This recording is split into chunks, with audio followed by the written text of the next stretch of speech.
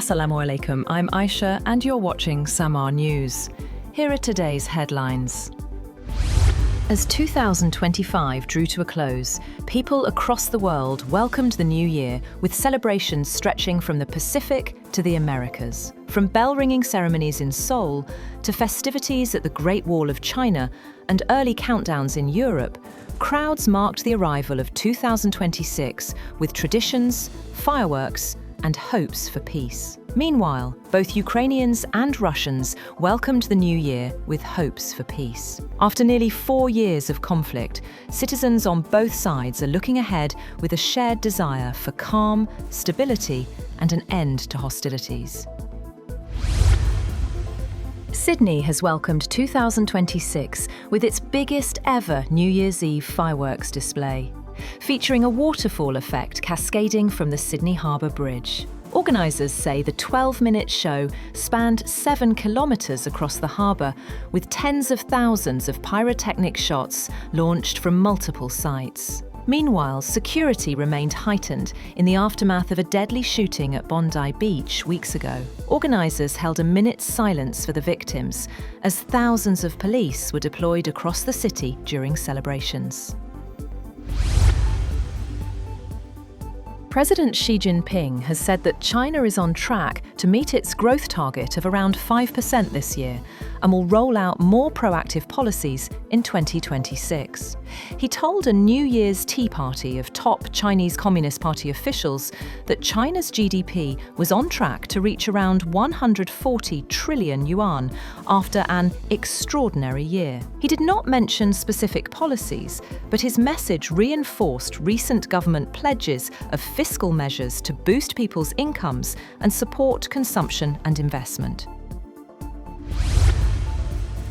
Thousands gathered in Dhaka to attend the funeral prayers of Bangladesh's first female Prime Minister, Khaleda Zia, who died at the age of 80 after a long illness. Her son and BNP acting chairman Tariq Rahman joined mourners as the country prepares for elections expected in February. Khaleda was buried next to her husband and former president Ziaur Rahman at Zia Udyan.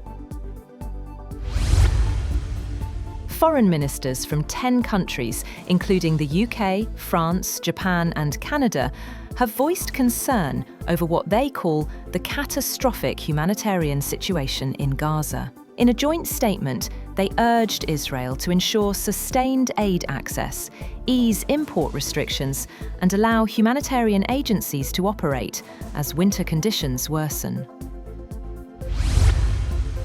Russian President Vladimir Putin has used his New Year address to voice confidence in victory in Ukraine, praising Russian troops as heroes and urging unity at home. His remarks come as US President Donald Trump seeks to broker an end to the nearly 4-year-old war, with negotiations still far apart.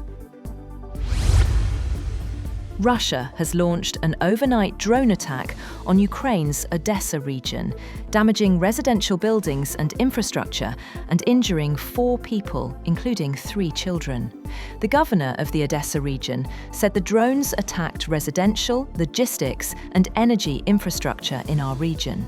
In Odessa city, 4 people were injured, including a 7-month-old infant, 2 other children, and a 42-year-old man.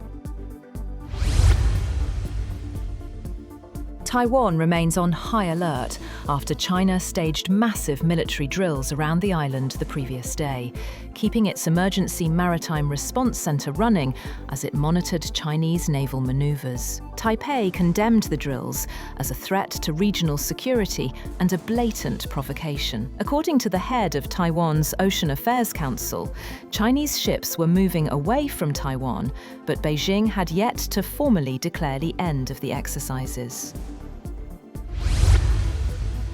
Thailand has released 18 Cambodian soldiers under a renewed ceasefire agreed by the 2 countries at the weekend, easing tensions after weeks of deadly border clashes.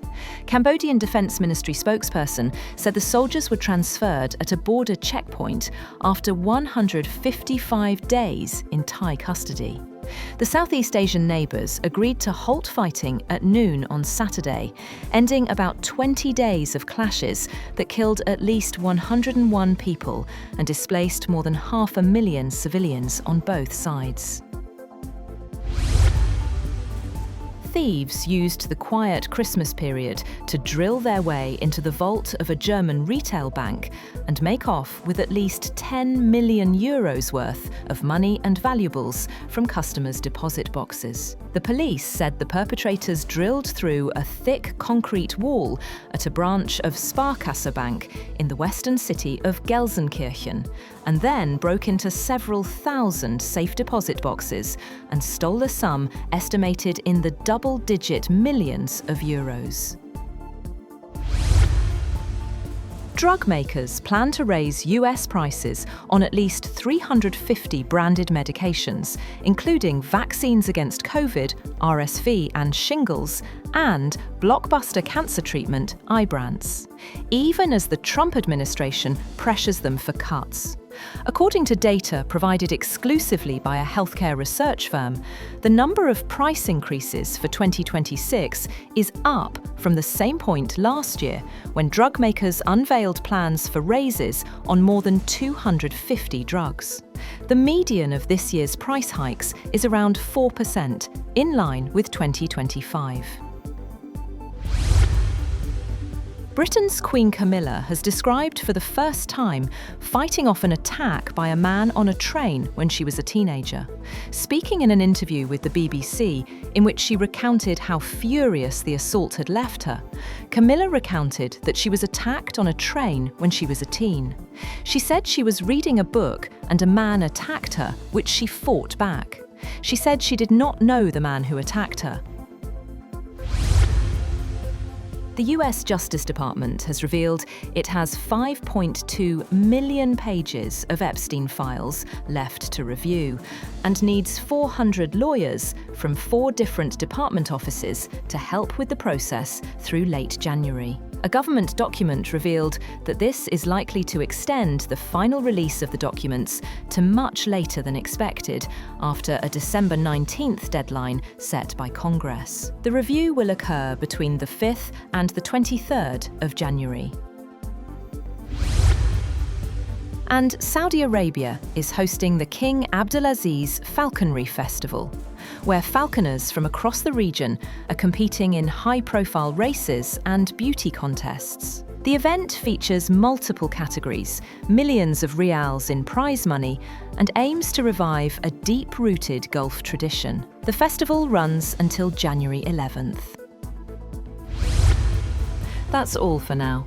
For more updates, visit www.samaa.tv. Thank you for watching Samaa News.